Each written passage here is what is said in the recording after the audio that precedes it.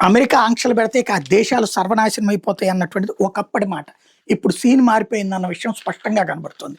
Iran ఎన్నో ఏళ్ల నుంచి ఆంక్షలు పట్టించుకోకుండా దాని దోనది ఎదిగింది, ఎదుగుతూ ఉంది. చివరికి అమెరికానే బతిమలాడుకోవాల్సి వచ్చినటువంటి పరిస్థితి యుద్ధాన్ని ఆపమని ఇజ్రాయెల్ విషయంలో.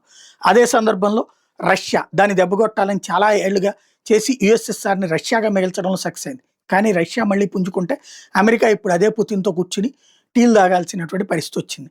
రష్యాని వెనక నుంచి దెబ్బగొట్టే ప్రయత్నం చెప్పించి ప్రత్యక్షంగా ఏం చేయలేకపోతుంది. అలాగే చైనాని దెబ్బగొట్టాలనుకుంటే అది ఏకంగా రెండవ ఆర్థిక వ్యవస్థకు వచ్చి అమెరికాకే సవాలు విసురుతోంది. రాబోయే 15-20 ఏళ్లలో అది మారిపోతుంది కంప్లీట్‌గా అన్నటువంటి కాన్సెప్ట్ కూడా నడుస్తోంది.